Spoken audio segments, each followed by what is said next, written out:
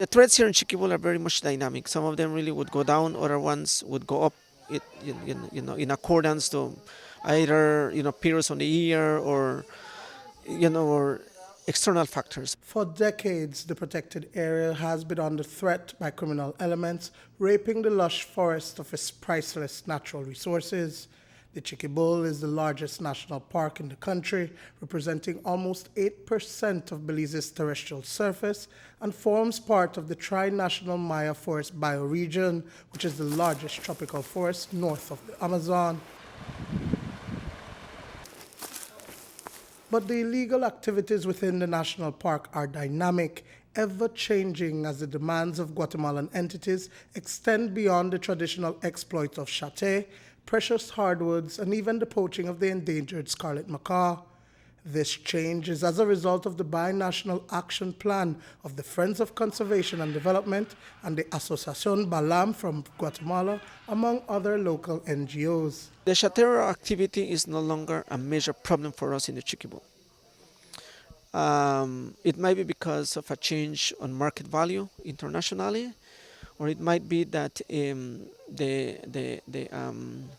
the Guatemalans are changing into another activity, gold panning or some other use of the resource. But chateros, you might still find a couple of them, small teams, but they are really much more kind of isolated activities. Chateros were actually opportunistic. If they could be poachers, if they could be, so they would do all. So by not having chateros, to a large extent, it means that also the human footprint is no longer there. Over the last 2 years, of the scarlet macaws that we have been observing, we have not lost a single one. So we actually have reduced it to 0 right now, but that doesn't really mean that we don't need a presence. The Protected Areas Conservation Trust, which was established in 1996, provides financing for the sustainable development of the country's natural resources and promotes conservation. As one of the biggest supporters for FCD, the most recent Chiquibul Forest Investment Initiative through the government of Belize strengthens enforcement and protection of the national park. The Chiquibul Forest Investment Initiative, or the CFII as we call it, will invest over $15.8 million in the Chiquibul Forest over the next 2 years. Specifically, these funds will be invested in the Vaca Forest Reserve in the north, the Chiquibul National Park, the Caracol Archaeological Reserve, the Bladen Reserve, and Columbia Forest Reserve in the south. These protected areas, besides being adjacent to the Belize-Guatemalan border, have been selected because of the high level of threats and encroachment currently ongoing. The $15.8 million is composed of grants and loan funds, as well as direct co-financing from the recipient organizations and leveraged funds. Of the $15.8 million investment, $2.5 million in cash will be invested by the PAC and the Environmental Management Fund for the following activities: the construction of 2 additional CPs, the construction of CP access roads to facilitate ingress and egress. So Rafael Manzanero, you can rest assured that will happen within the next few weeks. At least it will be initiated. Ranger salaries for 2 years for FCD, YCD, and Forest Department.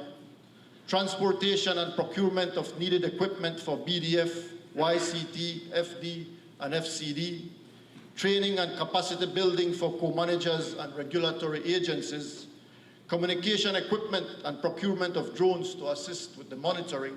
In recent times, however, there are 2 main threats within the Chiquibul that have posed quite a challenge for FCD, despite assistance from the Belize Defense Force and police to monitor the problems.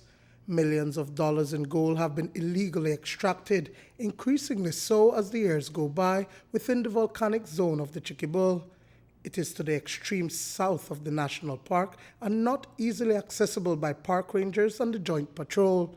Additionally, gold panning rivals all other illegal activities within the forest because of the environmental damage to the source of water for all Belizeans. The gold panning is becoming much more critical because the impacts on the headwaters is very, very difficult even for us to assess it at this moment. We don't know how much we have lost.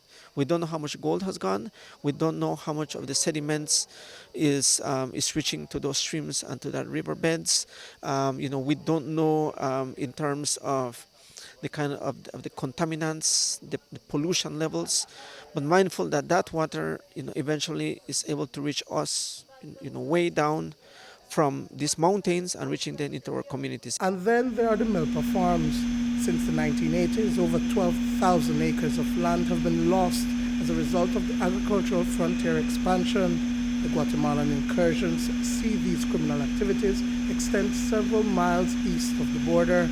But Manzanero says that in itself is changing on the land in a way that it can become dangerous. What we have realized by destroying the forest along the borderline, the farmers are probably going to be planting corn, beans, and pumpkin, but also some of these lands, after they are abandoned after a short period, it might be for 1 year or so, then these lands are becoming also cattle, like in terms of pastures, which eventually is going to be used for cattle ranching, which is then another kind of a component that it makes it even much more difficult. If we are dealing with farmers today, they are more of the poor farmers and poor community members. But if you are dealing with cattle ranchers, they are more organized, and they can be much more dangerous, of course, to deal with. But a different approach is expected to solve the problem.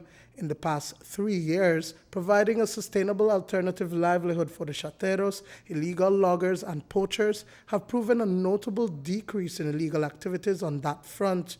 So what's the intervention for gold panning?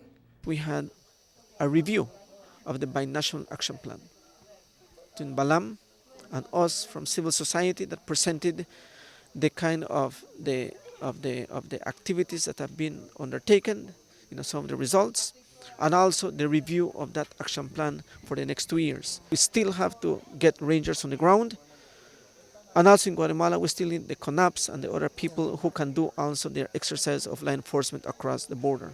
Dwayne Moody for News 5.